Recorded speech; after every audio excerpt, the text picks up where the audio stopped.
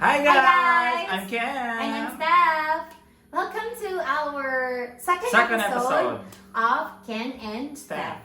So, niabot may second episode, guys. Yeah, we made it this far. We made it this far. Ayun, so, during the first episode, we talked about why we did the vlog. For this particular episode, we're gonna say goodbye to 2020 and say hello to 2021 by asking questions to each other. Ayun, so Langga, are you ready? I'm ready. You're born ready. I'm ready. Ayun, no? So, for my first question, before that, I'm gonna answer. You're gonna answer, right? yes, of course, I'm gonna answer. Ikaw lang first. Okay. Yeah, you answer first because I answered first during the first episode. Remember? Okay, noted. So, this time we're gonna go first. For the first question, what was the single biggest lesson that 2020 taught you? Wow. Yes. Single. That's From so this big. universe, You know. yeah. I believe, really, 2020 taught us to really focus on the essentials. During the pandemic, the unique situation that we have, I realized that relationships really matter. Right. Relationships, communication, friends, family really matter. The things that we think are really important, for example, travel, shopping, and so pa. Maybe those luxury items, Right. we realize that those are really not essential. And we go back to really focusing on what really matters, survival. Right. Survival. So I think that really taught us that life is really just what do you call that? Fleeting lang. Fleeting lang ang life. And Mulabay lang. we hear stories, family members, friends really didn't made it for 2020. Right. And it's just sad and somehow na reality. And so it taught us really to really focus and be grateful as well. Right. That we are alive and kicking as we end 2020. So I think that's my take for 2020. Focusing on the essentials. Right. Yeah. So yeah, I like what he said. No, I like what he said lang about focusing on what matters, and I think that is closely connected with appreciating what you have and who you have. Right? Okay, prior to the pandemic, especially in our industry, we're always looking for getting those goals, traveling, hitting incentives, and all that stuff. And that's good. That's okay, right? But then when pandemic came, that made us see really na filter gid ang mga dili kayo essential, and then we came to really appreciate and realize nga the things that matter most in life are the people that we have around us, right? The essentials na yun. And I think it would have been really possible to get through the pandemic without having people surrounding you. Kung ikaw lang isa, I don't know how to get through about that. Yeah. Kay we saw a lot of people who have who went through a lot, even more than others, to the point na they lost jobs, and not just jobs. A lot of people actually lost family members. Yeah. Right? But for us who just kana bitang marag matong na let go kay ang kanang lifestyle lang, ang kanang mga laag-laag lang, right? Going to the mall, hanging out with friends or travel. Kuan naman ang ato ang gipang surrender kanang mga non-essentials. Yeah. Diba? And I think for me, my take on that, okay na ako ma-answer? Just dili pa ito mo yung answer. Dili pa ito mo Okay, answer. sige. Pero connected to siya. This is her answer, guys? Connected to siya. I think that my my single biggest lesson for 2020 is really trusting really the Lord. Trusting the Lord na He will really be especially kay it was challenging for us. Ang among job is really more on meeting face to face with people, and then at first medyo we thought na imposible siya to do our job, right? And that would hugely affect our main source of income. Diba? So we had to really so fully trust in the Lord yun for for Him to provide. And medyo challenging siya considering the fact na considering all the negative news that we have been hearing, with all those people na who lost their loved ones and all that. So medyo challenging siya. And I think that's what 2020 taught me, to constantly let go and to constantly know good, know and have and know the Lord deeper, that He will really provide even in times na di na to siya ma-feel. Right, Nangga? Yeah, exactly. So yeah, it's also one of the biggest lessons that we also, I believe you guys will agree, that really the unique situation that we have reminded us that there is really a God. Right. Whatever religion that you have, we have really that thought or that idea na there should be a God amidst all this. Right. And true enough, it's really a good lesson to really ponder that there is really a being that we can really count on. And yeah, it's I think I cannot know, we can go into that aspect area so that we can know more about who really God is in our lives. So yeah. Oh, diba? Wow. We're on the same page. Yeah. Right? So enough for the 2020. I know medyo bugat siya, the way we answer it, we know that one. So I think one of our mentors told us na we need to be more how do you say this? Choosy, or we need to mind our words, Right.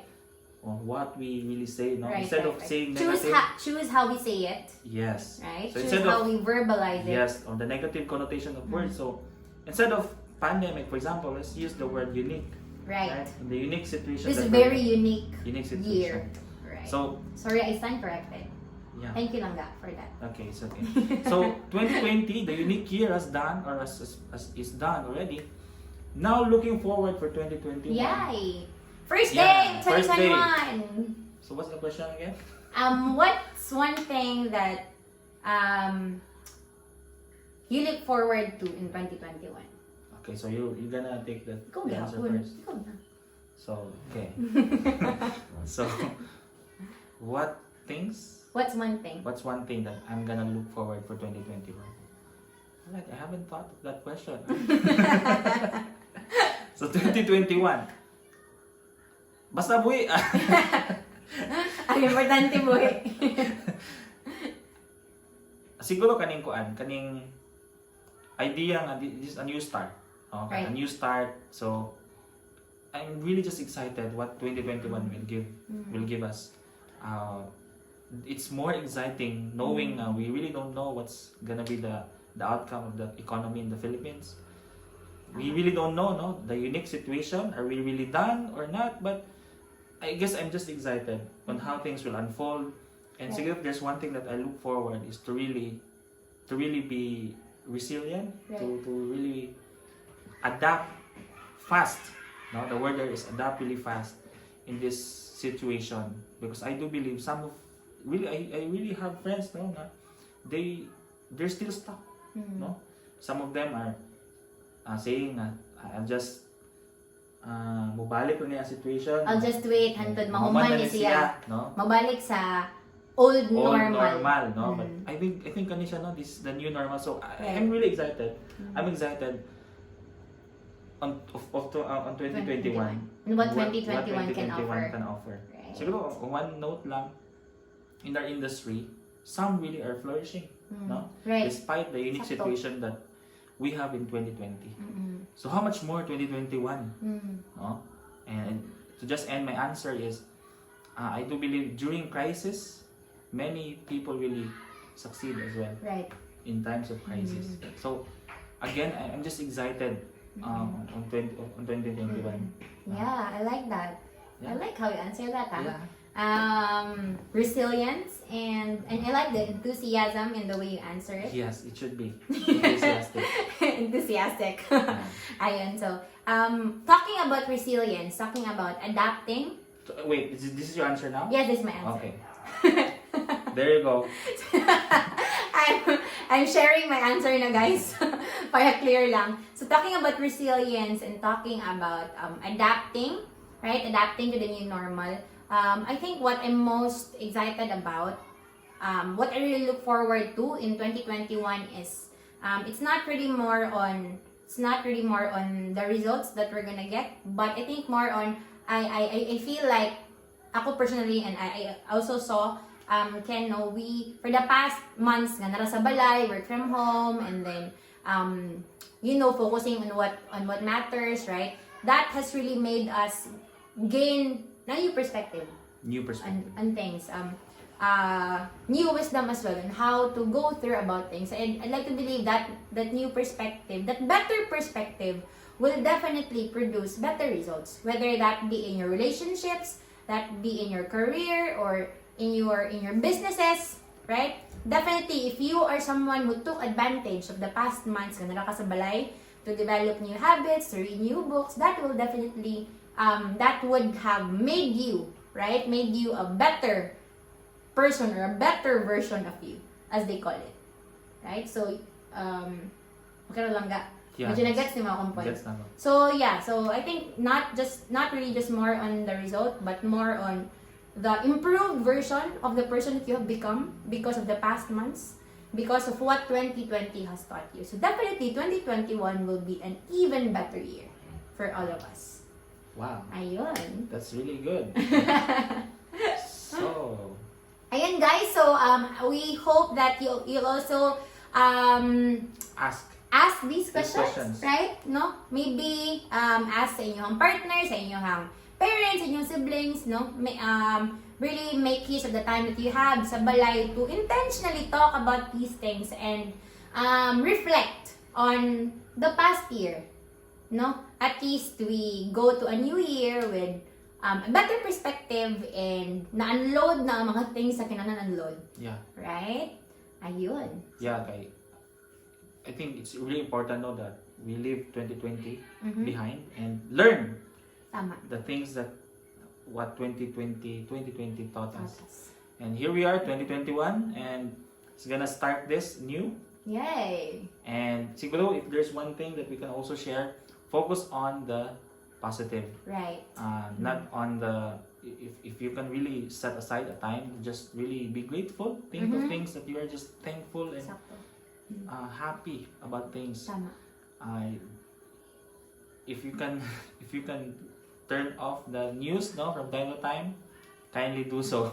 Yeah. Mental health is really medyo important. Iwasan sa gamay ang mga negative news and really choose what you feed your mind, right? And as Ken said earlier, ito imong ingon nga focus choose your words, 'di ba? Yeah, mind your words, right? How you say it instead of saying na kanang I stand corrected ganina. Instead of saying a very challenging year, why not say a unique year? A very unique year. Yeah. Diba? Because it starts with our words and people are listening to us, diba? So we really have that capacity to impact and influence one another. So if you have the chance to share something or to say something, why not use better words? Better words. To better influence someone else. Alright, so that's it, no? Reflection questions for 2020 and looking forward questions for 2021. So I hope, guys, you have really gained and siguro add thoughts on yourself to really navigate in this year. And I think that's it. Ayun. Yeah, that's it. That's it, everybody. We hope na we added value to you for the second episode. And if you haven't yet, please subscribe to our channel by hitting that I'm going to add a bit for hitting that bell button below for you to be notified sa among next episodes sa among Ken and Staff vlog. Alright, so that's it. That's it. Bye-bye. Bye, guys!